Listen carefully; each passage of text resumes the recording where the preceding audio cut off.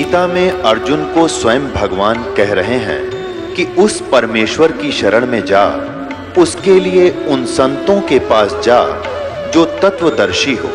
इसी प्रकार हजरत मोहम्मद को उनका अल्लाह कह रहा है कि कोई और पूर्ण परमात्मा है, उसको पाने के लिए उन तत्वदर्शी संत की तलाश कर। वो प्रभु कौन है, ये जानने के लिए कृपया अवश्य सुनिए जगत गुरु तत्वदर्शी संत रामपाल जी महाराज के अमृत वचन। विष्णु को श्राप लगेगा नारद जी से, श्राप लगा हुआ नारद जी से कि तो एक जीवन अपनी पत्नी के वियोग में सारा जीवन निभाएगा तो ये राजा दशरथ के घर जन्म लेगा, त्रेता युग में रामचंद्र इनका नाम होगा, और फिर इनको वनवास होगा। वनवास में ये आपके ऊपर खड़ाऊ झाड़ेंगे, तब आप औरत बनकर मेरे पास आ जाएगी।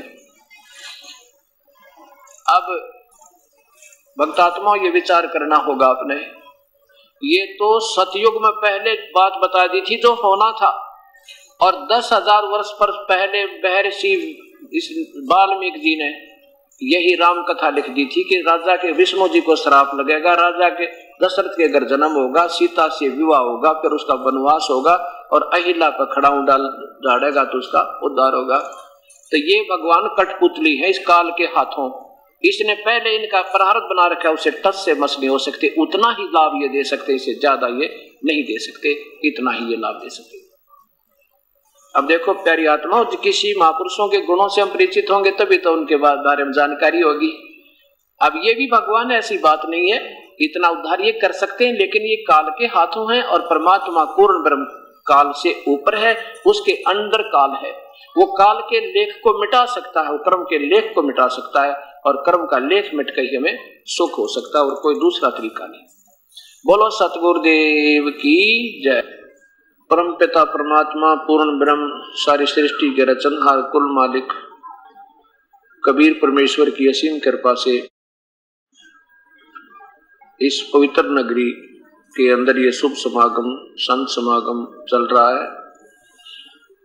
परमात्मा पूर्ण ब्रह्म स्वयं ही अपने सतलोक से आते हैं, वो सतपुरुष अपनी महिमा को आप ही बताकर अपने बारे में सत जानकारी दे करके और कुछ दिन मनुष्य की तरह यहाँ जीवन जीकर मनुष्य जैसी लीला करके वो परमात्मा वापस चले जाते हैं।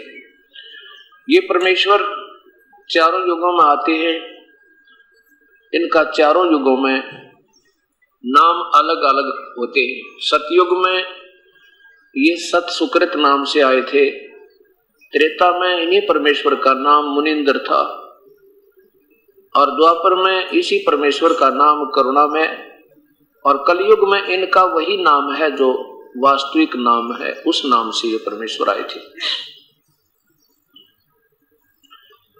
जिस भी युग में ये आते हैं अपनी सतवाणी की रचना कर देते हैं, अपने जानकारी आप सारी बता देते हैं साधारण भाषा में, परंतु हमारी एक अल्पज्ञता रहती है कि हम इस साधारण भाषा में वर्णन किए हुए सतज्ञान को नहीं समझ पाते, और वर्तमान के जो चतुर प्राणी होते हैं गुरु लोग, जिनको ज्ञान होता नहीं लेकिन वो हमें विद्वान नजर आते हैं, उनके बोलने की शैली अच्छी होती है। उन्होंने 50-60 कोई संस्कृत के श्लोक भी याद कर रखे होते हैं एक धारावाहिक प्रवचन करने के लिए।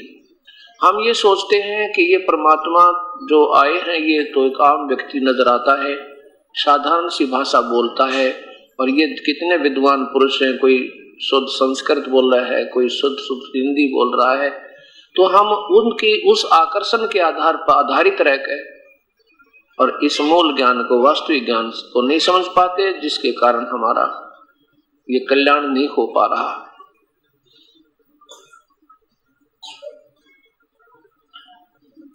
वो परमेश्वर हमें बताते हैं कि परम पिता परमेश्वर की भक्ति करने से ये प्राणी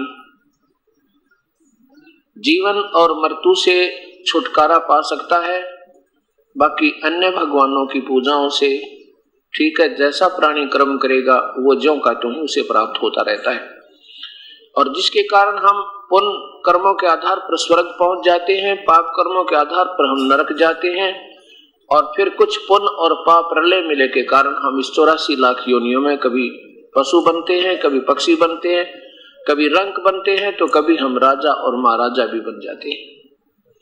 और ये सिलसिला, ये प्रोसीजर अभी तक समाप्त नहीं हो पाया, क्योंकि हमारी पूजा की विधि ठीक नहीं, वास्तविक पूजा की विधि हमें नहीं प्राप्त हुई, और वो संत नहीं मिला जिसकी चाह हमें युगों से है। और वो मिलते हैं तो हमारी बुद्धि सोचना बंद कर देती है, क्योंकि उससे पूर्व हमारे अंदर अन्य ज्ञान इतना भर दिया जाता है कि वो सत्य ज्ञान समाता नहीं। लेकिन इस सत्य ज्ञान के अंदर इतनी समर्थता है कि जब कोई प्राणी ध्यान पूर्वक, प्रेम पूर्वक और निष्पक्ष भाव से सुन लेगा, फिर यही रह जाएगा, वो सारा पार हो जाता है, क्योंकि उसका अस्तित्व नहीं है, वो सब बेसलेस है, वो निराधार ज्ञान है। और ये बिल्कुल आधार ज्ञान है, यानी ये बिल्कुल सत्य ज्ञान है, यथार्थ ज्ञान है।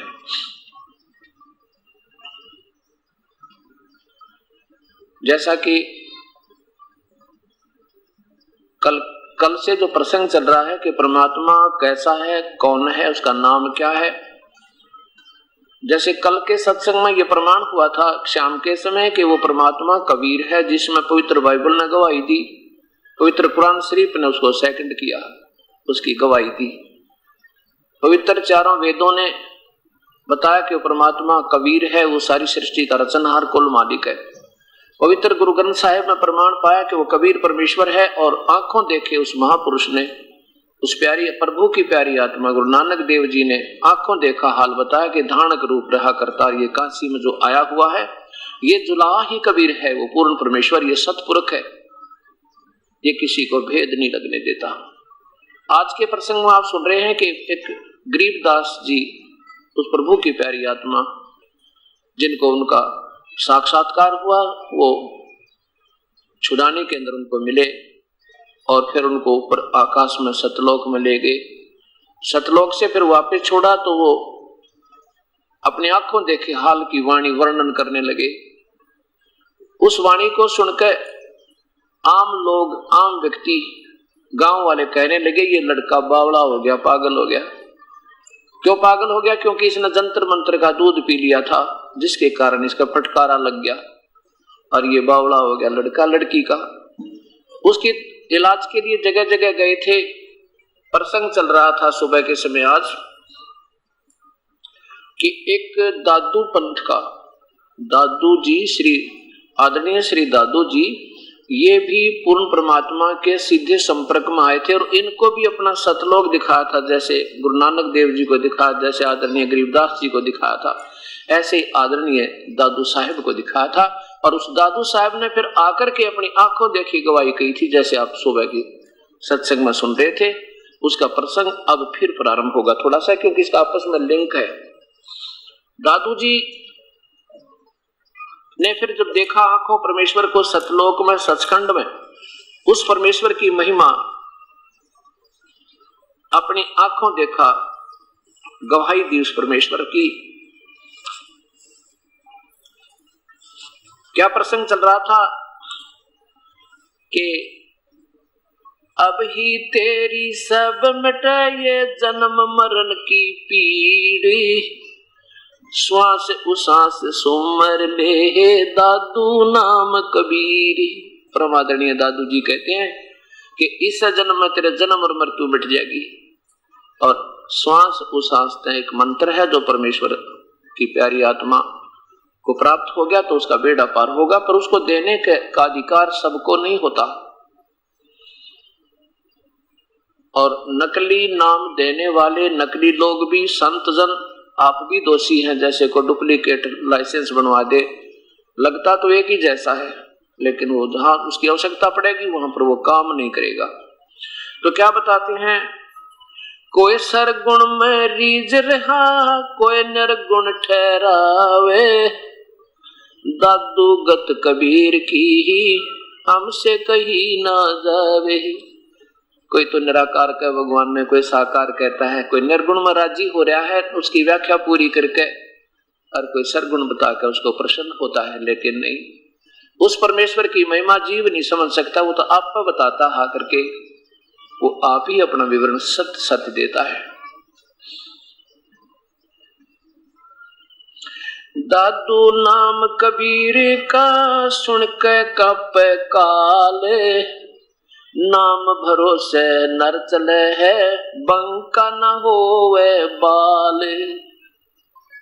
श्री दादू जी कहते हैं कि उस परम पिता परमेश्वर के नाम ने सुनकर ये काल भी कांपे, किसी ब्रह्मांड का मालिक ब्रह्मा विष्णु महेश का पिता।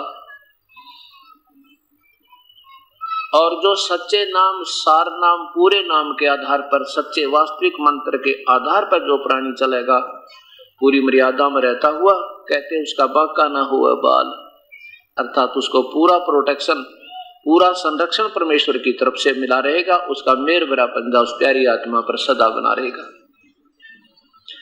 जिन मुझको निज नाम दिया, निज नाम वास्तविक नाम जो मेरे को दिया, जिन मुझको निज नाम दिया सोए सतगुरु हमारे, दादू दूसरा कोई नहीं ये कबीर सिरजन आरे।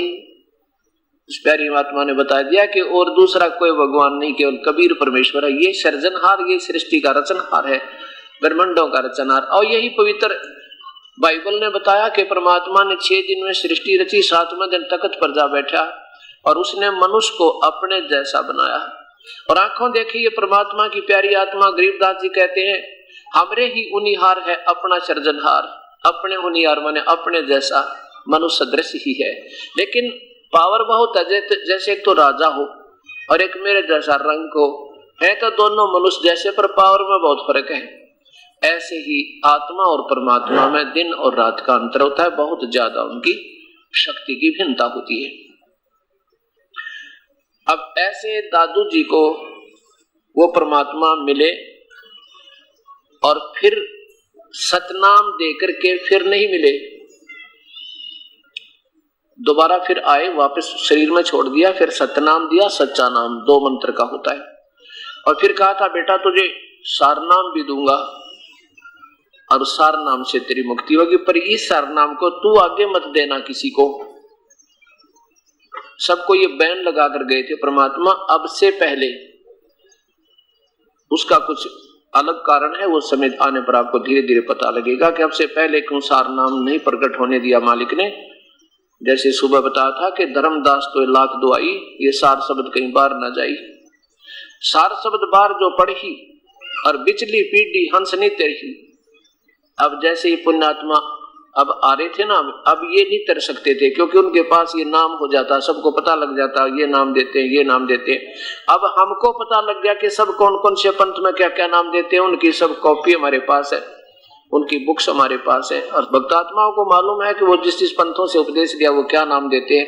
और आपके सामने उन सतनामों का, सतनाम का विवरण मिलेगा, फिर आप पे समझ में आ जाए कि अभी तक ये वास्तविक नाम भगत समाज में पहुंचा नहीं था। क्यों नहीं पहुंचा था? क्योंकि बीच के जो अपने भक्त आत्मा वो अशिक्षित थे, और ये लोग संत लोग, चतुर लोग हैं, इन्होंने ये मालूम अपने आप को ये सत्ज्ञान समझ कर कि हम जो प्रचार करें सही है, और आम व्यक्ति को अपने पीछे लगा लिया। और अब सब शिक्षित हो गए और सब पंथों के पास सब हंस जा चुके हैं, उनको पता भी लग गया कि वहां के मंत्र है, के विधि है। अब आपके सामने आएगी वो यथार्थ विधि भी, यथार्थ नाम भी और प्रमाण भी, आप पे समझ में आ जाएगी। फिर ये बात बिगड़नेगी, कई हजार वर्ष तक ये ज्ञान रड़ेगा नहीं, बिल्कुल स्वस्थ रहेगा कई हजार वर्ष तक, क्योंकि अब विज्ञान युग आ गया और ये सब कंप्यूटर में फीड हो जाएंगी, इनमें कोई चेंज नहीं कर सकता। इसलिए कलयुग में ये प्राणी सबसे ज्यादा से ज्यादा पार हो जाएंगे। और पार होने का मतलब है कि सतलोक में हम पहुंचेंगे, वहां ना जन्म है ना मृत्यु है। एक बार हमारा शरीर ज्यों का त्यों, ये जैसा हम, इसके अंदर एक और शरीर है, उसके अंदर एक और है, कारण महाकारण कौवल्य, और फिर उस आत्मा का वास्तविक जो एक और शरीर है वो मनुष्य जैसा ही है, लेकिन वो इतना फ्लेक्सिबल है कि उसको किसी रूप में कितना सूक्ष्म बनाया जा सकता है। और जब वो ओरिजिनल रूप में आएगा, जिस भक्ति से इसका कमाई बन जाएगी, वो सीधा मनुष्य जैसा ही शरीर आत्मा का, लेकिन उसका तेज 16 सूर्य जितना हो जाएगा। इतना नूर है, इतनी सुंदरता है उसकी सतलोक में। फिर वहां मृत्यु नहीं होती कभी भी। जैसे भी यहां से तो हमने जाना ही पड़ेगा, चाहे हमने बच्चे हमारे बहुत प्यारे भी लगते हैं, संपत्ति में भी हमारी आस्था खूब है, बहन भाई में भी प्यार है, पति पत्नी का लगाव है, लेकिन ये तो अस्थायी है, कति टेम्परेरी, और ये तो छूटेगा, आज नहीं तो कल, कल नहीं तो परसों, ना 10 वर्ष में 20 वर्ष में, तो जाना अपना है ही नहीं। तो क्यों ना हम ऐसे स्थान पर चले जहां पर हमारा कभी क्षण नहीं, ना मृत्यु हो, ना हमारे परिवार में कोई आपत्ति आवे, और वहां परिवार होगा। वास्तव में हम सतलोक में रहेंगे, वो है इस तरह रहने का स्थान। तो हम क्यों ना वहां चलने जहां पर फिर मृत्यु ना हुए। जैसे अब हमने कोई ना मारे तो आनंद सा रहा है, और ना कोई कष्ट हो, ना कोई दुख हो, ना किसी शरीर में कष्ट हो, ठीक है, बड़ी बढ़िया बात, हमने क्या दिक्कत है यहाँ पे। लेकिन यहाँ पर तो हमें पीसा जा रहा है, क्रश किया जा रहा है हर पॉइंट पे। किसी के पास धन है तो वो दुखी, धन नहीं है तो दुखी, संतान है तो महादुखी, नहीं है तो दुखी। यहाँ पर कोई जीव जो है सुखी नहीं रह सकता। किसी के पैर में दर्द, किसी के सिर में दर्द, कोई जाड़ पड़ुआ हुआ, किसी की आंख दुख, कोई अंधा हो गया, अंतिम श्वास तक, और असंख्य योग हो गए। इसी प्रताड़ना में हमने चक्कर काटते हैं, तो उस लोक में जाकर अपना परिवार भी होगा, फिर वो कभी नहीं मरे। और ये तो जाना ही यहाँ से है, संस्कार से ही सारे जुगाड़ जुड़ेगा। तो अब इस मंत्र से, इस विधि से आपका ऐसे संस्कार बनेंगे कि आपकी फिर जन्म मृत्यु नहीं होगी। हम सतलोक चले जाएंगे, वहां भगवान भी मनुष्य जैसा है, और जीव आत्मा तो फिर आत्मा का शरीर भी मनुष्य जैसा ही है। अब ये संत कहते हैं भगवान निराकार है, और चलो सतलोक में बताओ क्या करेंगे जो भगवान ने नियत है। जब भगवान परमात्मा अल्लाह सतपुरुष वहां है ही नहीं, तो हम क्या करेंगे वहां जाकर। फिर तो ऐसे अंधे यहाँ पर, ऐसे अंधे वहां पे, और जिसकी तरफ जिसके पाने के लिए प्रयत्न किए जा रहे हैं वो है ही नहीं, निराकार बताया गया। तो इन संतों की बेसलेस थ्योरी थी, या बेसलेस अपनी, ना कोई शास्त्र देखा है इन्होंने, ना इनकी अपनी पहुंच हुई।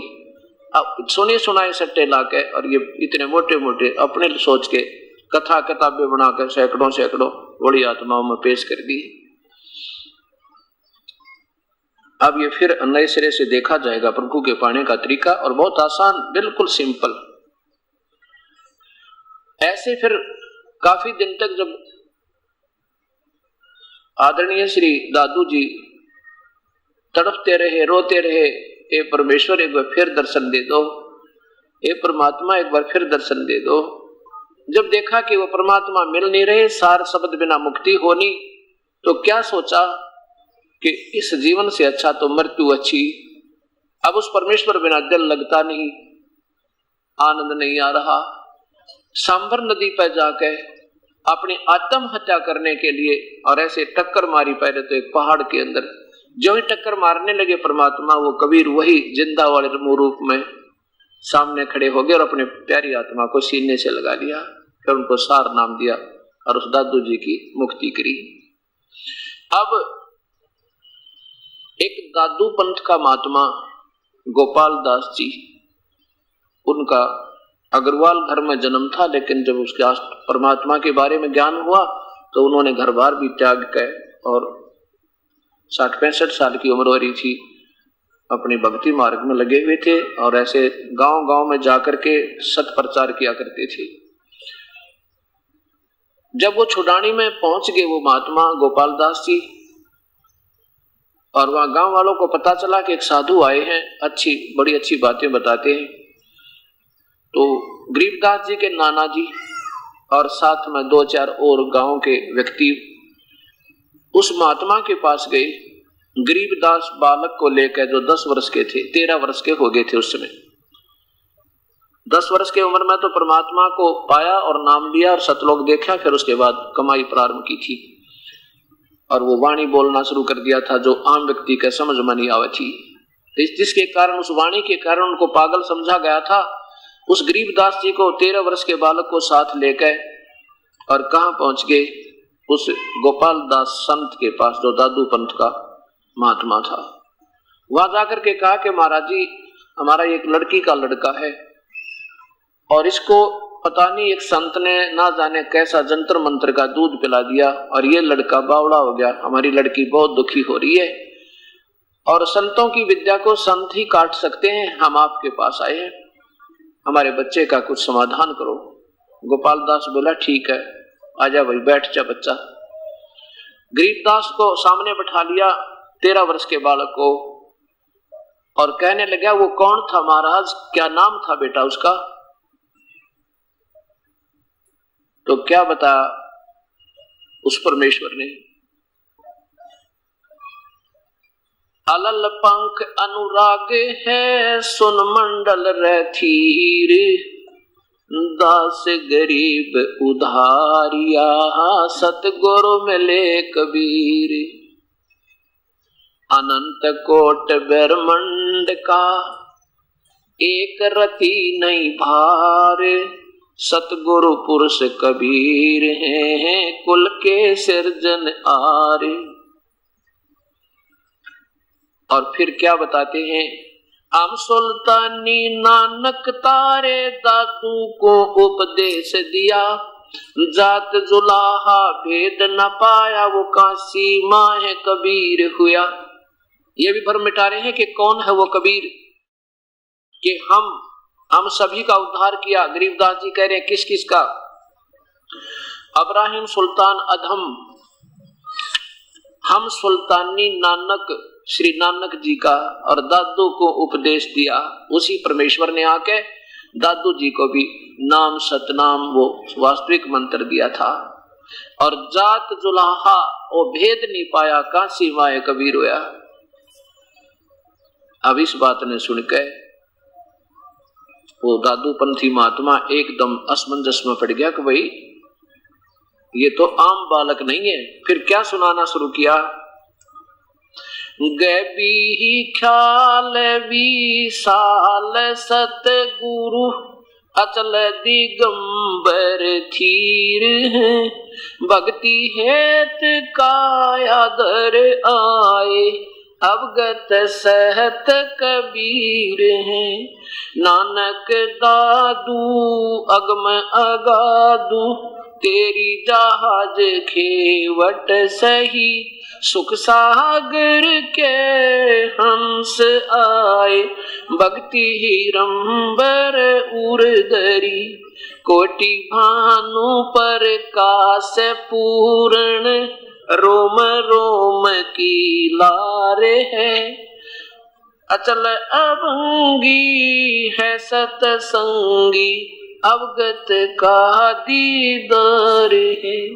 धन सतगुरु उपदेश देवा 84 ब्रह्म मेट ही, तेज पूंज तन दे दर के इस विधि हमको बैठ ही। शब्द निवास आकाश वाणी ये सतगुरु का रूप है। चंद सूरज न पवन पानी न जा छाया धूप है। रहता रमता राम साहेब अवगत अलह अलेख है। बोले है पंथ विटम्बवादी कुल का खाविंद एक है। रोम रोम में जाप जप ले अष्ट कमल दल मेल है। सुरत नरत को कमल पठावो जा दीपक बिन तेल। अर्दम खोज हनोज हाजर त्रिवेणी के तीर है। दास गरीब तबीब सतगुरु बंदी छोड़ कबीर। अर्दम खोज हनोज हाजर त्रिवेणी के तीर है। दास गरीब तबीब सतगुरु बंदी छोड़ कबीर। अब इस वाणी का के भावार्थ बताया कि गैबी ख्याल विशाल सतगुरु अचल दिगंबर थीर है। वो परमेश्वर पूर्ण ब्रह्म, उनके तो बहुत ही गुप्त रहस्य है, उसको कोई नहीं जान सकता। उसकी रजा हो जिस प्राणी पर वही समझ सकता है। वही अचल, अचल माने अजरो अमर सथाई सदा रहने वाला, और वही परमेश्वर थीर, थीर माने सदा रहने वाला, बिल्कुल डगमग ना हो। और भक्ति हेत काया धर आए, परमात्मा वो पूर्ण ब्रह्म, उनका वास्तविक शरीर जो है इतना तेज है कि इन आंखों से नहीं देख सकता वो प्राणी। उनके एक रोमकूप में करोड़ सूर्य करोड़ चंद्रमा मिला दे उस सतपुरुष का, इतना उसका तेज है। उस तेजों में शरीर के ऊपर अपना एक और तेज पुंज का शरीर बना के जो का त्यों एज इट इज, क्योंकि परमात्मा जैसे बल्लभ के ऊपर कोई थैली बांध दे पॉलिथीन की तो बल्लभ जैसा तो लगेगा लेकिन वो चांदना कम हो जाए उसका, ऐसे ही एक और कोट पहन का परमेश्वर कहते हैं ऐसे आते हैं। भक्ति हेत काया धरे आए, अवगत सत कबीर हैं, नानक दादू अगम अगादू तेरी जहाज खेवट सही, वो सुख सागर के हंस आए भक्ति हिरंबर उर्दरी। उन प्यारी आत्माओं में पहले प्रभु की बहुत तड़प थी, युगों युगों से साधना कर रहे थे, जैसे उनको साधना मिलती थी उनके लिए परमात्मा ने यहाँ पर आए और उनको सत भक्ति का दान दिया। कोटि भानु, कोटि भानु माने सूर्य, करोड़ सूर्य, प्रकाश पूर्ण, रोम रोम की लार है उस कबीर परमेश्वर की। उन्होंने आंखों देखा सतपुरुष को, वो बता रहे हैं कि वो परमात्मा मनुष्य जैसा है और उसके एक रोमकूप की लार यानी उसके एक रोमकूप में करोड़ सूर्य जितना चमक तेज है उससे भी ज्यादा है और करोड़ चांद मिला दे। कोटि भानु प्रकाश पूर्ण रोम रोम की लार है, अचल अभंगी है सत्संगी, ऐसा उस परमेश्वर का दीदार है, ऐसा दर्शन है उस परमेश्वर का। धन सतगुर उपदेश देवा 84 ब्रह्म मेट ही, सच्चे नाम के आधार पर, सत्य नाम यानी पूर्ण नाम के निज नाम के आधार से हमारे 84 लाख योनियों के झंझट को मिटा देते हैं और तेज पुंज तन देव दे दर कहे, तेज पुंज का यानी एक शरीर, एक हल्के तेज पुंज का हल्के नूरी शरीर बना के वो परमात्मा इस प्रकार हमको मिलते हैं यहाँ पर आकर। भूले पंथ विटम्बवादी रहता रमता राम साहेब अवगत अलह अलेख है, और भूले पंथ विटम्बवादी व कुल का खामिद एक है। ये कहते हैं ये पंथ वाले नाना पंथ बना के ये तो भूल रहे हैं, वो परमात्मा कबीर ही है जो कुल का मालिक एक है, वो सबका कुल मालिक है। हरदम खोज हनोज हाजिर, हरदम यानी हर एक श्वास के प्रत्येक श्वास के साथ उस परमेश्वर की तलाश कर, उसका अभ्यास कर, और हरदम खोज हनोज हाजिर फिर तिरवैणी के तीर है। दास गरीब तबीब सतगुरु, तबीब माने वैद, इस जन्म मरण के रोग को काटने वाला वैद वो कबीर है। दास गरीब तबीब सतगुरु, बंदी छोड़ कबीर है। बंदी छोड़ माने बंधनों का शत्रु यानी बम्बारी, काल के बंधन से काटने वाला, बंधनों का दुश्मन, वो बंदी छोड़ काल के बंध से छुड़ाने वाला वो कबीर है। उसके बाद उस गरीबदास जी ने की ये वाणी सुनकर और वो महात्मा दादू पंथी गोपाल दास जी कहने लगा, गांव वालों बावड़ा ये नहीं बावड़े तुम हो, ये तो अमृत वाणी बोल रहा उस परम पिता की आंखों देखी उस पूर्ण ब्रह्म की। तब उस 60 वर्ष के वृद्ध ने गोपाल दास महात्मा ने 13 वर्ष के बालक गरीबदास के सामने हाथ जोड़ के प्रार्थना की, कहा कि हे महाराज जी ये सारी वाणी लिखवा दो, ये तो आप ये वाणी लिखवा दो, अपना आंखों देखा जो प्रभु का दर्शन आपने किया है सतपुरुष का पूर्ण ब्रह्म का, वो अपना अनुभव हमें लिखा दो, ये आने वाले समय में कलयुग के अंदर जीवों का उद्धार करेगी दाता। तब गरीबदास जी ने कहा कि देखो गोपाल दास अगर पूरी लिखे तो लिखवाऊं, उन्हें बीच में छोड़ के मत जाना। नहीं दाता जैसे आप कहोगे वैसे लिखूंगा। तो कहते हैं 6 महीने तक वो वाणी जो आंखों देखा विवरण उस परम पिता की महिमा का गरीबदास जी बोलते थे, और ये गोपाल दास सेठ लाला जी के घर का नाम जन्म था इनका, और ये लिखा करते थे। 6 महीने में ये लेखन कार्य पूरा हुआ। आज ये सदग्रंथ के रूप में ये पाठ चल रहा है, इसमें ज्यों का तो वर्णन है। और उस परमेश्वर ने जैसे कबीर परमात्मा की महिमा गरीबदास जी ने फिर ऐसे गाई जैसे तुलसीदास जी ने रामायण को फिर बाद में एज इट इज लिख दिया उस श्री राम की महिमा को हजारों को लाखों वर्ष के बाद, और वो बिल्कुल सत्य है। ऐसे ही गरीबदास जी ने अपने परमेश्वर कबीर साहिब की असंख्यों युगों से लेकर और कलयुग में सतयुग में त्रेता में आए हुए परमेश्वर की फिर महिमा कलम तोड़ इस गुरु ग्रंथ, इस सत ग्रंथ साहिब में लिखी हुई है। अब आपके सामने 3 गवाह हो गए। कौन? आंखों देखे गवाह कौन कौन हो गए? आदरणीय गुरु नानक देव जी, आदरणीय संत गरीबदास जी महाराज, आदरणीय दादू जी महाराज। अब 3 गवाह आपके सामने हो गए। अब और बताते हैं। हमने कबीर परमेश्वर के बारे में, जैसे उनके कलयुग में प्रगट के होने के बारे में नाना धारणाएं हमारे हृदय में समाई हुई है। कोई तो कहता है कि कोई विधवा थी, ब्राह्मणों की लड़की विधवा हो गई थी, उसको गर्भ रहा था, वो शर्म के मारे इस बच्चे को कहीं डाला ही थी और उस नीरू और नीमा ने उठा लिए थे। तो ये जो है दंत कथाएं थी, बेसलेस स्टोरी थी, ये सारी निराधार कहानियां बनाई गई थी। ऐसा नहीं था उस परमेश्वर के बारे में।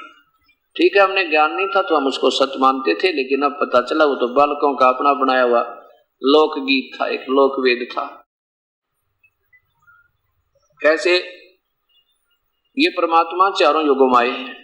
सतयुग में सतसुकृत नाम से, त्रेता में मनिंद्र नाम से, और द्वापर में ये करुणा में नाम से, और कलयुग में इनका नाम कबीर चलेगा।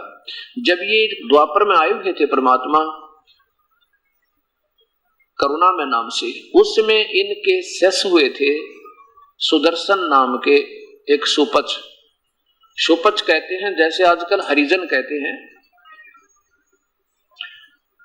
उनको उस जाति में सुदर्शन जी का जन्म हुआ था, सुपच, और उनकी विशेष जाति थी वाल्मीक, यानी भंगी के घर पर जन्म था। अब इन बातों से आपको पता चलेगा कि परमात्मा के घर में ना जाति की बाउंडेशन, ना कोई जाति बाधक है, ना कोई मजहब बाधक है। केवल आत्मा निर्मल हो, परमात्मा की तड़प हो और मंत्र ठीक मिल जाए, गुरु पूरे हो जाए, तो चाहे किसी भी जाति या मजहब का प्राणी है उसका बेड़ा पार होगा। अब सुदर्शन जी को कबीर परमेश्वर जब करुणा में नाम से आए हुए थे, कलयुग में मिले थे, उनको अपना सतज्ञान, सतलोक सारा कुछ दिखाया था। तो उसके बाद सुदर्शन जी का तो पक्का विश्वास हो गया कि ये भगवान खुद आए हैं, परमेश्वर हैं, सारी सृष्टि के रचनहार हैं, और उनके आधार पर वो भक्ति करने लगे। तो जो पांडवों ने अश्वमेध यज्ञ किया था, जिसमें एक शंख रखा गया था कि ये बजेगा तो ये शंख यज्ञ पूर्ण होगी, तो वो किसी से नहीं बजा था, ना भगवान श्री कृष्ण से। उसने भी भोजन पा लिया था, क्योंकि उसकी शर्त थी कि ये शंख अपने आप बजेगा। एक सुसज्जित स्टेज पर रखा था, और जब बजेगा, जब ये सारे संत आत्मा उस भंडार में भोजन पालेंगे, तो अगर ये शंख बज गया तो यज्ञ पूर्ण हुई, नहीं तो समझो अपूर्ण है और कष्ट पांडवों के कटे नहीं। तो उसमें क्या हुआ था कि 33 करोड़ देवता, 88,000 ऋषि, 9 नाथ, 84 सिद्ध और 56 करोड़ यादव और ब्रह्मा विष्णु महेश भी गुप्त रूप में आकर भोजन पा चुके थे। श्री कृष्ण जी ने भी खाना खा लिया था, लेकिन शंख नहीं बजा था। तब किसने बजाया था? ये परम पिता परमात्मा, पूर्ण बन के उपासक, सतनाम के, सच्चे नाम के उपासक, ये सुदर्शन जी के कारण समझो ये शंख बजा था।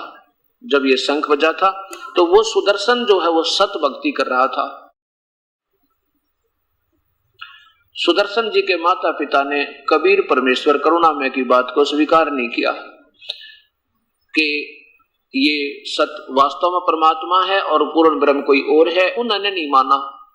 सुदर्शन जी ने हाथ भी जोड़े, पैर भी पकड़े, रो रो कर आंखें आंसू भर कर अपने माता पिता से प्रार्थना की, पिताजी माता जी ये पूर्ण ब्रह्म आए हुए हैं, आप सत्कर मानो। लेकिन वो कहने लगे, बेटा हम नहीं मान सकते, वेदों में जो लिखा है हम उसी को मानते हैं, और कृष्ण जी से और इन श्री राम से हम बड़ा किसी को मान नहीं सकते।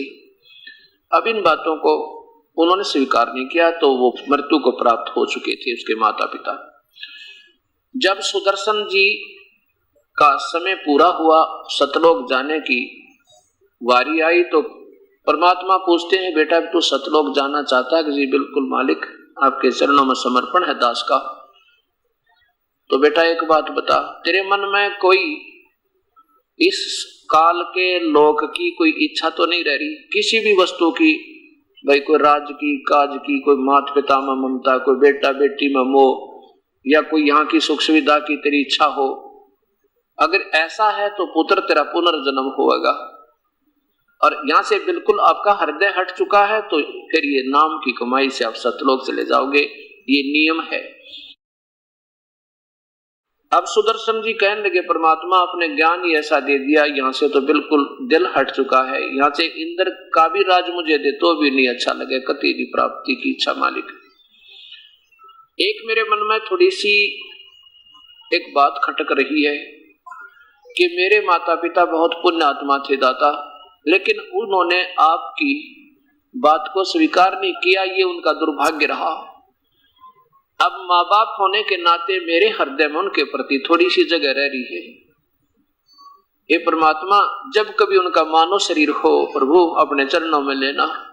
अब तो चलो वो नहीं माने अपनी अनाड़ी जद के कारण, और मेरी ये आपसे एक करबद्ध प्रार्थना है कि मेरे माता पिता का कल्याण करना, बस यही मेरी थोड़ी सी पुकार है, नहीं आस्था कति नहीं। अब कबीर साहब तो जानी जान थे, उसको मालूम था कि ये भी काल की जाल है। अब जड़ा सा कचरा भी रह गया ना मन में, वो डुबो देगा बात ने। अब जैसे कितनी बड़ी गाड़ी हो, 9 लाख की, 10 लाख की, 20 लाख की कार हो, और उसमें जरा सा कोई कचरा आ जाए वहीं खड़ी रहे, घर घर करती रहे, चला नहीं। तो ऐसे उस परमेश्वर ने देखा कि या तो ये कचरा आ गया इस बच्चे के मन में, और ये बतेरा डबोने, इसको डोबने को, वापस काल के चक्कर में डालने को। हालांकि सुदर्शन जी बड़ा सोच बूझ से कह रहा था कि कोई ऐसी ममता नहीं है मालिक यहाँ की, लेकिन वह भी ममताएं थी, वो भी कमजोरी बोल रही थी उसके अंदर। एक वृद्ध था, वृद्ध एक डॉक्टर के पास गया। डॉक्टर के पास जाकर कहा डॉक्टर साहब मेरे जो कमर में दर्द रहता है। डॉक्टर जी ने देखा बोधा सा आदमी, बूढ़ा आदमी है, कमजोर शरीर है। कहने लगा तेरा ये कमजोरी है जिसके कारण तुझे ये कमर में दर्द है।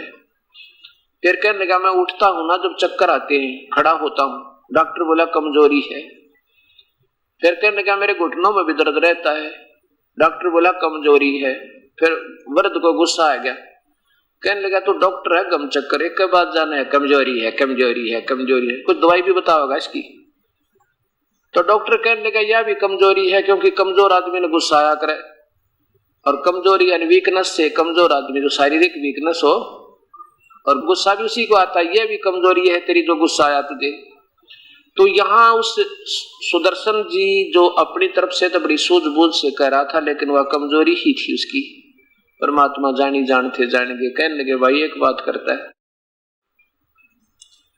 चिंता ना कर बेटा, मैं तेरे माता पिता को पार करने का वचन देता हूं।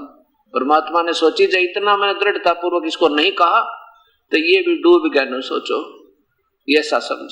जब उसको ये पता लग गया कि परमात्मा ने वचन कर दिया तो मेरे माता पिता का कल्याण श्योर है, पक्का है, इसमें कोई शक नहीं। तो वो जो सुदर्शन जी थे वो सचखंड चले गए, सतलोक परमात्मा ने वो आत्मा भेज दी। उसके बाद क्या होता है कि वो सुदर्शन जी के माता पिता का बनारस के अंदर वही पुराना संयोग जुड़ गया, क्योंकि ये हमारे संयोग युगों युगों से जुड़े हुए हैं। एक गौरी शंकर नाम से तो वो उसके पिता का जन्म हुआ, और सरस्वती उसकी माँ का नाम हुआ। ये ब्राह्मण के घर में इनका जन्म हुआ, दोनों का संयोग हुआ, पति पत्नी के रूप में इनका विवाह हो गया, और बनारस में ये रहने लगे। ये शिव के उपासक थे, भगवान शंकर के उपासक थे, और शिव पुराण की कथा सुना के सब भक्त आत्माओं को निष्कपट भाव से यानी निस्वार्थ भाव से कथा सुनाते थे। कोई किसी से दान दक्षिणा मांगते नहीं थे, और जो भी पूजा उनको आती थी उनको कोई चढ़ा जाते थे, पूजा देते थे, उससे अपनी रोजी रोटी चलाते थे, और जो बच जाती थी उनके खाने तक उसके अपने परिवार के अपने जो घर की रिक्वायरमेंट से जो बच जाती थी उसको फिर भंडारा कर देते थे। इस बात का सबको मालूम था। गुरुदेव जो हमारे हैं बड़े जो है ना निस्वार्थी हैं, निस्वार्थ जो सेवा कर रहे हैं, और जिसके कारण उनका काफी चर्चा उस क्षेत्र में हो रही थी। और उसमें मुसलमानों का जोर था, दिल्ली में जो है मुसलमान बादशाही का राज चल रहा था, और दूसरे जो ब्राह्मण लोग थे, अन्य ब्राह्मण थे, वो स्वार्थी पेट भर दुनिया को बहकाया करते थे। तेरा 75 रूस गया, 50 रुपए दरते, किसी का ये हो गया, तेरे 500 लत्ते दरते, लेकिन वो ऐसे नहीं कहा करते थे। उनका भाईचारा बंद कर दिया, गंगा में स्नान करना बंद कर दिया और कोई भी हिंदू उनसे बात नहीं करे। अब सब ने कट ऑफ कर दी। अब उनका कोई और चारा नहीं रहा तो उनका नाम रख दिया मुसलमानों ने नीरू गौरी शंकर का और नीमा सरस्वती का। अब उन्होंने देखा कि पहले तो रोजी रोटी चलती थी, उस दक्षिणा बंद होगी, अब क्या काम करें। उन्होंने एक कपड़ा बुनने का कार्य शुरू कर दिया। संतान उनका थी नहीं, कपड़ा बुनने का कार्य शुरू किया तो जैसा कपड़ा एक हफ्ते में मान लो 5 रुपए का तैयार हो गया और 1 रुपए की या 2 रुपए की सामग्री घर में काम आती है खाने पीने की, तो 3 रुपए का भंडारा कर देते थे वो। फिर भी ऐसे ही, क्योंकि धार्मिकता उनके अंदर कूट कूट कबरी हुई थी, ये वो युगों के ऋषि थे। अब काफी समय के बाद उनके संतान भी नहीं हुई, जिसके कारण उनको बड़ी उस सामाजिक यातना भी या लोगों की सुनी बातों को भी सहन करना पड़ा। क्योंकि हमारे समाज में एक और विशेष बुराई है कि नौका इसका संतान को ना, इसका तो मुख भी नहीं देखा सुबह सुबह, इस तरह के जो ये अनजान अटकले किन अटकाई नादान गुरुओं ने एक दूसरे के साथ दुश्मन बना दिया हम, और उनका जीना दुभर हो जाए जिसका संतान ना होता है। और यहाँ पर संत दृष्टिकोण से, परमपिता परमात्मा की दृष्टिकोण से जिन भक्तों के संतान नहीं है वो बहुत पुण्यकर्मी प्राणी है, क्योंकि उनका आपस में कोई अभी लेना देना बकाया नहीं है किसी प्राणी का। यहाँ हम एक दूसरे के बेटा बेटी, पति पत्नी, पिता पुत्र के रूप में कैसे संयोग होता है। जैसे एक पुत्र ऐसा निकम्मा होता है, पिताजी तो माया जोड़े, पिता बेटा सारा पीवे और नुकसान करे, पैसे ले ले और ना देवा तो लड़ाई करे और फिर उसने बर्बाद करे, पिता बैठ कर रोए कोण में एकांत में जाके बनी, क्योंकि उस पिता ने पिछले जन्म उस पुत्र का ऐसे रो रो कर कोई पैसा लूट रखा था, वो अपना पूरा करेगा। ऐसे ही कोई एक पुत्र ऐसा होता है कि पिताजी तो दारू पीवे और बेटा घुमा के जाए और बोला तो पिताजी कर दे, और वो चुप करके वो पैसा घुमा के दे रहा है, पिताजी बर्बाद कर रहा है। वो उसका पिछले जन्म में उस बेटे ने उस पिता का ले रखा था। अब एक बेटी की शादी कर दी और खूब पैसा दहेज लगा दिया ब्याह में, और 6 महीने पाछे बेटी मर गई। वो बेटी वह आपकी मांगत मांगे थी और वो दामाद जो है आपका पिछले जन्म का हिसाब था कोई, वो जो आपने लूट रखा होगा और वो जमाई बन के ले लिया आपने। तो अब ये संयोग हमारे एक दूसरे के साथ जुड़े। आज हम दुनिया में लूट रहे हैं, कोई रिश्वत लेकर, किसी को झूठ बोल कर, किसी प्रकार का, और ये फिर ब्याज समेत देना पड़ेगा अगले जन्म में। एक बहुत बड़ा अधिकारी था, जब ये दास सर्विस किया करता था, ये कहानी अभी याद आने लगी जब ये नाम ले लिया। उसने अपनी लड़की की शादी की दिल्ली के अंदर, 3.5 लाख रुपए लगाए। 6 महीने के बाद लड़की छोड़ दी। आज से 10, 12 वर्ष, 15 वर्ष पहले की बात है। उसमें 3.5 लाख रुपए बहुत गणे हुआ करते। 6 महीने के बाद लड़की को तलाक दे दिया। उस दुख में वो अधिकारी की मृत्यु होगी, गधा बनेगा। बोलो, अब पहले तो दुनिया को लूट लूट कर पैसा इकट्ठा किया, वो तो दामाद को दे दिया और दामाद ने फिर वो रिजेक्ट कर दी लड़की, और फिर वो उसी दुख में हार्ट अटैक होगा, वो पशु बनेगा। क्योंकि अब ये हमारे एक दूसरे के लेन देन है। एक लेवा एक देवा दूतम, कोई किसी का पिता नहीं पूतम, ये ऋण संबंध जुड़ा एक ठाठा, अंश में सब 12 बाटा। तो संत दृष्टिकोण से इसको ऐसा बताया है। और जिनका संतान है वो संतान भगवान की भक्ति करते हैं तो धन भाग है उनके, क्योंकि जब हमें सतमार्ग मिल जाएगा तो मान ले हमारा आपस में किसी का लेन देन उलझ भी रहा है, तो इस नाम, सच्चे नाम के आधार पर वो परमात्मा हमारे लेन देन के कनेक्शन को काट देगा, और फिर बाप बेटा दोनों मिलकर भक्ति करेंगे और पार हो जाएंगे। क्योंकि ये परमात्मा वही है जो हमारे उलझे हुए संस्कारों को सुलझाने वाला है और हमें मुक्त करने वाला है। इसके पास फुल पावर है। तो इसकी शरण में आने से फिर हमारे मान ले ऋण संबंध है तो भी ठीक हो जाएंगे, और दोनों पिता पुत्र, बेटा बेटी, माता पिता सारे पार हो जाएंगे, यहाँ से झंझट कट जाएगा।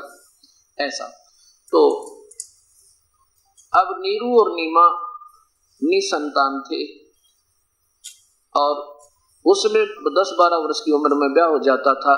आयु होगी थी लगभग उनकी 50 और 55-60 साल की, तब तक उनका संतान नहीं थी। उन्होंने सारे जंतर मंतर भी कर लिए थे, सब कुछ अपने जो है ना मन्नत भी मान ली थी, पर कुछ नहीं हुआ। उनका गंगा में स्नान करना बंद कर दिया गया था।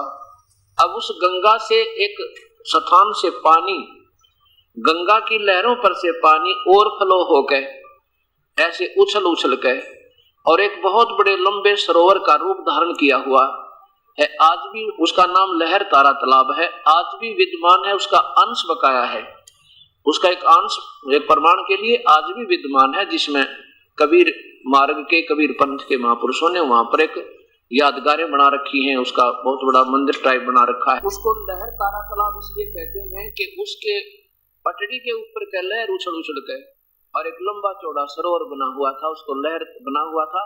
अब तो छोटा है वो, उसको लहर तारा तालाब कहते हैं। आज भी उसका नाम लहर तारा तालाब ही प्रसिद्ध है। तो वहां बहुत सुंदर गंगा का ही पानी स्वच्छ भरा रहता था। उस सरोवर में सुंदर कमल के फूल उगे हुए थे। गर्मियों के दिन ज्येष्ठ सुदी पूर्णिमा, विक्रमी संवत 1455 सन 1398, उस दिन वो दोनों के दोनों वो क्या करते थे, नीरू और नीमा प्रतिदिन अपनी झोपड़ी से चलकर कुटिया से और वहां स्नान करने जाते थे। सुबह सुबह ब्रह्म मुहूर्त में, सुबह वक्त सवेरे उठकर, और वहां स्नान करके आते थे। फिर अपना ध्यान चिंतन प्रभु का करते थे, और फिर भी उनके हृदय से भगवान की पूजा नहीं हटी थी, बेशक मुसलमान बन गए थे। अब उस दिन, जिस दिन वो परमेश्वर सतलोक से आए, वो कबीर देव परम पुरुष सतपुरुष अकाल मूर्त सर्वस्वरूपी राम अपने सतलोक से आए, सह शरीर तेजो में शरीर, लेकिन हल्के तेज पुंज का शरीर बनाकर। तो उस लहर तारा तालाब के ऊपर एक अष्टानंद नाम के ऋषि भी वहां रोजाना स्नान करने जाते थे, और वो भी वहां बैठ के उस प्राकृतिक दृश्य में सुबह सुबह ब्रह्म मुहूर्त में कुछ देर प्रभु का वहां चिंतन करते थे। अष्टानंद जी कौन थे? ये स्वामी रामानंद जी के शिष्य थे।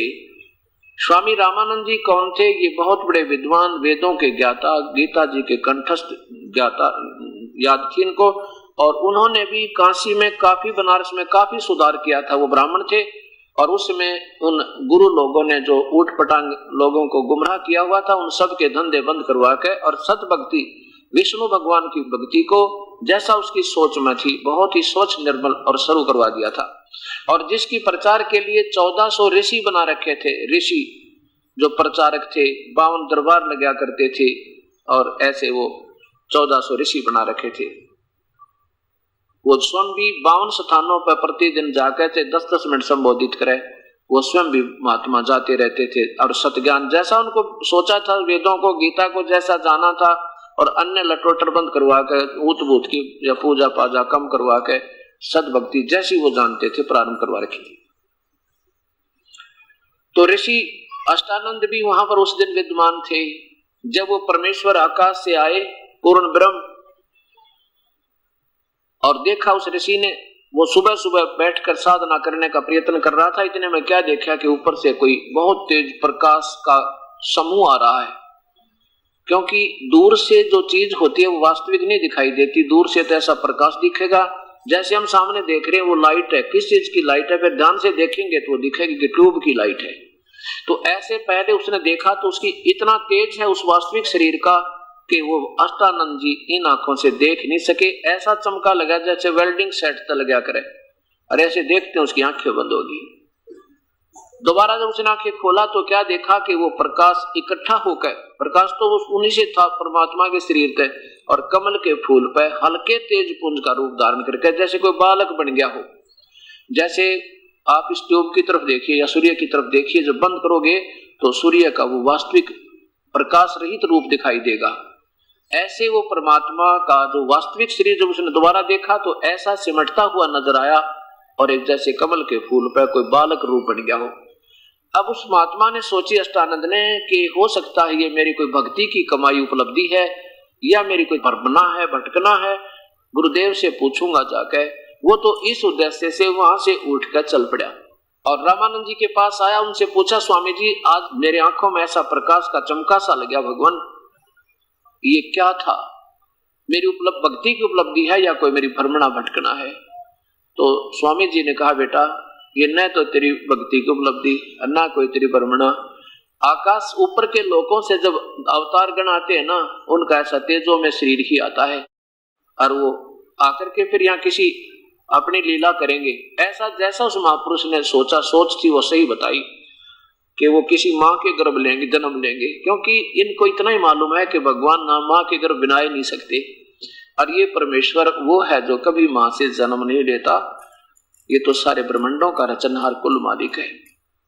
ना सतगुरु जननी जने उनके मान बाप, पिंड ब्रह्मंड से रहित है जाना तीनों ताप। इस पिंड को ब्रह्मंड से कहते, इनसे तो न्यारा है, अलग रहता है वो परमात्मा जहाँ कोई कष्ट नहीं। उधर से नीरू और नीमा भी उसी दिन या ज्येष्ठ सुदी पूर्णिमा विक्रमी संवत 1455 सन 1398 की वो शुभ घड़ी, वो सुबह सुबह का दिन, वो दोनों भी स्नान करने के लिए वहां जा रहे हैं उस लहर तारा तालाब पे।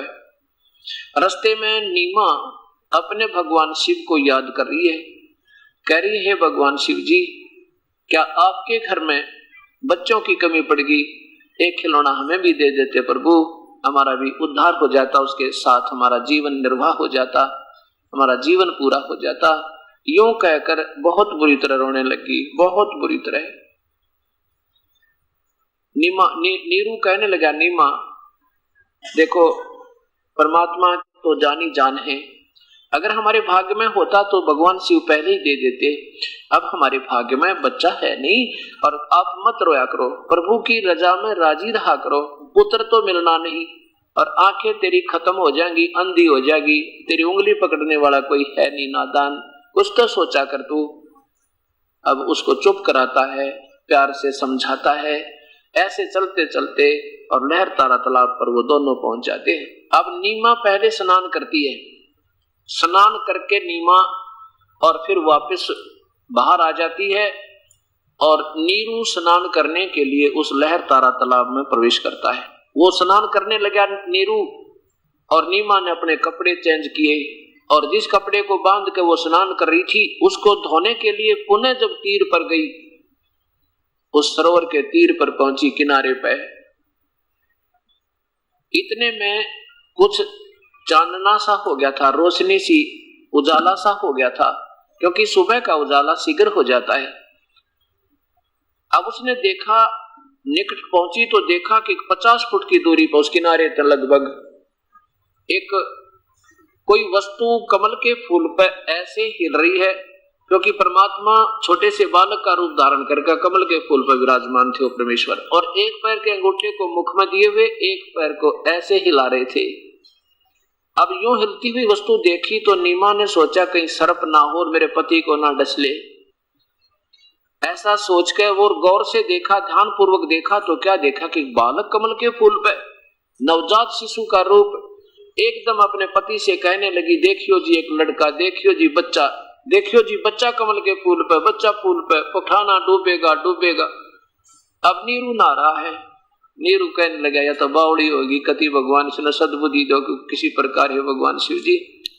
अब इसको जल में भी बच्चे नजर आने लगे तो कति मैड हो चुकी है, पागल होगी ये परमात्मा, दया करो मेरे मालिक, इसको सद्बुद्धि दो, धैर्य दो हमें दाता।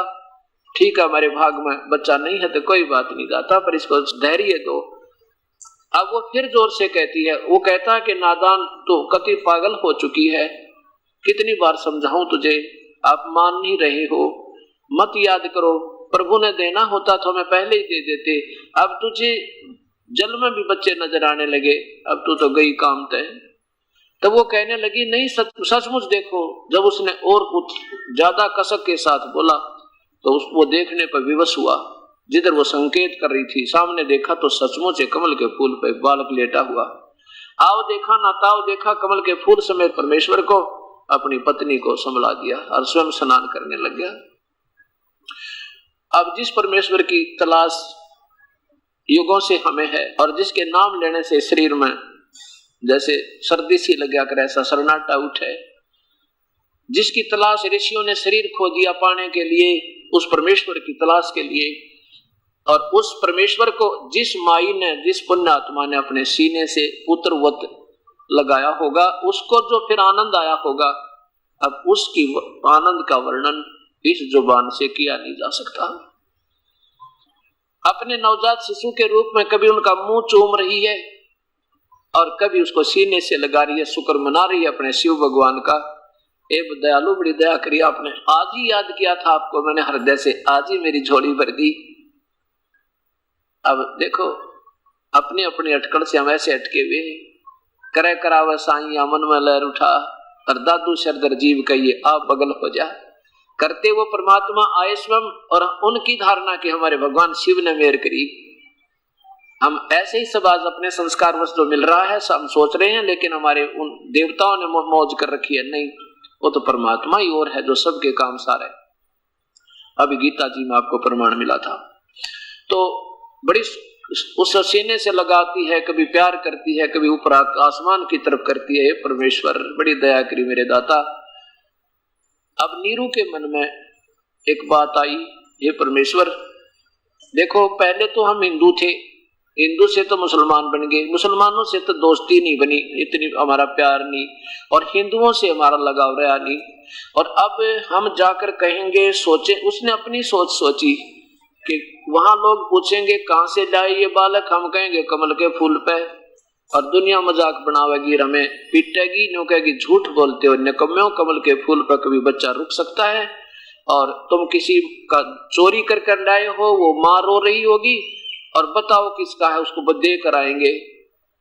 अब वो बच्चा तो हमारे पास रहेगा नहीं, और दुनिया उलिया भी बिगाड़ देगी कूट कूट के, और हो सकता है नगरी से भी निष्कासित कर दिए जावे। ऐसी सोच के बाहर आया, अपनी पत्नी से कहने लगा कि निम्मा इस बच्चे ने यही रख दे, इसी में अपनी खैर है, इसी में अपनी कुशल है।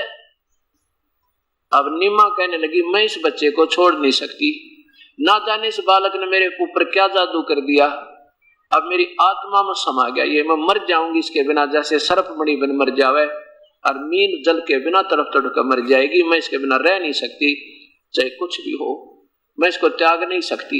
तब नीरू ने कहा नीमा तू अनाड़ीपना मत किया कर, हर समय कुछ सोच समझ कर बात करो, देखो ऐसे ऐसे होगा। अब हम कहेंगे कमल के फूल पर बच्चा, दुनिया हमसे पूछेगी तुम झूठ बोल रहे हो, और हमारे को कहेंगे चल कहां से लाए हो, किसका है बताओ इसके माता पिता को, हम किसके माता पिता बताएंगे, दुनिया हमें कूटेगी और यहाँ से निष्कासित कर देगी, लड़का तो हमारे पास रहेगा नहीं और हमें देश निकाला और मिलेगा, कहीं रोजी रोटी भी नहीं, हमारा ब्योत वैसा नहीं है। अब नीमा कहती है कि इस बच्चे को लेकर मैं देश निकाला भी ले लूंगी, अगर मेरे कोई टुकड़े टुकड़े कर देगा तो मुझे स्वीकार है, लेकिन मैं इस बालक ने त्याग नहीं सकती, मैं इसको छोड़ दूंगी नहीं। अब इतनी बात सोच के नीरू ने सोचा या तो कति नादान होगी, आगा पीछा देखती ही नहीं, इतनी अंधी होगी। अब पहली बार अपनी पत्नी की तरफ उसने थप्पड़ किया, हाथ किया कि नीमा तो कति नहीं मानती, अनाड़ी हो चुकी है और आगे पीछे का कति तुझे ख्यास नहीं है, ध्यान नहीं है, मैं तुझे थप्पड़ मार दूंगा, इस बच्चे ने रख दे। ऐसा किया था, तभी वो नवजात शिशु परमेश्वर बोले नीरू तुम्हारे ऊपर कोई आपत्ति नहीं आ, मुझे घर ले चलो, मैं तुम्हारे लिए आया हूं। फिर वो नीरू डर गया कि एक दिन का बालक बोल रहा है और कोई फरिश्ता ना हो, कोई देव ना हो, चुप करके आगे आगे हो गया, और नीमा उससे प्यार करती हुई अपने परमेश्वर से आ रही है। अब जब नगरी में पहुंचे तो पूछा अड़ोस पड़ोस में कि नीरू का बच्चा आ गया, ये तो पूछना भूल गए, और क्या देखें, जो भी देखने जावे न्यू कही तो ब्रह्मा जैसी शक्ल है, कोई कहे विष्णु जैसा सुंदर है, कोई कहे तो शिव का अवतार दिखाई दे से। और भगवान कभी गरीबदास जी कहते हैं कि वो परमात्मा ऊपर से देख रहे हैं तीनों भगवान, वो कह रहे हैं ये तो भाई कोई और परम शक्ति है, हमारे में से नहीं है। ऐसे उस काशी में सारी में सब देखना, समूह के समूह देखना, इतना सुंदर शरीर उस परमेश्वर का, ओए होए उस बालक रूप में। तो क्या हुआ, अब वो परमात्मा न अन्न खावे, न जल पीवे, न दूध पीवे, 25 दिन का हो गया, और माता रोवे रोवे, नीमा रो ही रो रही है, हे परमात्मा मेरा बेटा मरेगा, ये ना कुछ आहार कर रहा है, ना दूध पी रहा है, और सुंदर शरीर परमात्मा का गरीबदास जी लगते हैं कि ऐसे स्वस्थ हो रहा है जैसे किलो दूध बच्चा पीवा रोज, और ऐसा शरीर इतना स्वस्थ और सुंदर और रोज बढ़ रहा है, और माता रो रही है, मेरा बेटा मरेगा। 25 दिन हो गए रोती ने। हे शिव जी, हे भगवान, हे शिव परमेश्वर, क्योंकि वो शिव जी को भगवान मानने थे, उन्हीं के आगे याचना करते हैं। हे शिव जी, हे भगवान, पहले तो दासी को की जोड़ी भरी नहीं, अब आपने दया करी इस दासी के ऊपर, और अब ये बच्चा मरेगा मेरे मालिक, इससे अच्छा तो ना प्रदान करते तो शुक्र था। अब ये मरेगा, साथ मरूंगी मैं, इस बच्चे बिना मालिक मैं जी नहीं सकती, हे प्रभु इसका जीवन बख्शो। ऐसे याचना कर कर कर रो रही है। उस 25वें दिन वो शिव भगवान अपने शिवलोक का एक ब्राह्मण रूप बना के और सामने खड़े होकर कहने लगे, माता के माई क्यों रो रही है तू, क्या बात है? अब उस माई ने थोड़ा सा देखा उस ब्राह्मण की तरफ, फिर रोने लगी। कहने लगे, स्वामी जी आप मत पूछो मेरे दुख को, आप भी रोगे, मुझ पापन का इतना कष्ट है कि आपसे सुना भी नहीं जाओगा। फिर शिव जी कहने लगे, माई देखो, कहते हैं ना अपने कष्ट को, अपने दुख को किसी को बता दे तो हल्का हो जाता है, कुछ बताओ, हो सकता हम समाधान कर पाए। नहीं महाराज जी, आपके बस की बात नहीं है।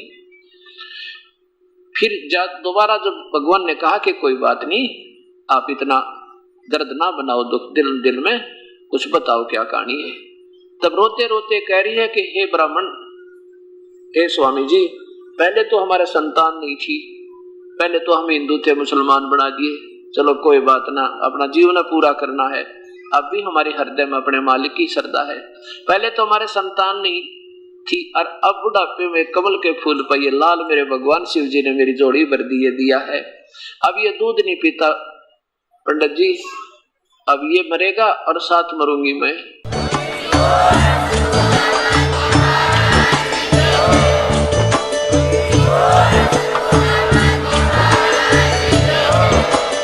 आप सुन रहे थे जगत गुरु तत्वदर्शी संत रामपाल जी महाराज जी के मंगल प्रवचन। अधिक जानकारी के लिए विजिट कीजिए हमारी वेबसाइट www.jagatgururampalji.org। संत रामपाल जी महाराज जी के शुभ आशीर्वाद से पूरे विश्व भर में 500 से भी ज्यादा नाम दीक्षा केंद्र हैं, जिन पर संत रामपाल जी महाराज जी द्वारा ऑनलाइन निशुल्क नाम दीक्षा दी जा रही है। अपने नजदीकी नाम दीक्षा केंद्र का पता करने के लिए संपर्क करें 8222880541।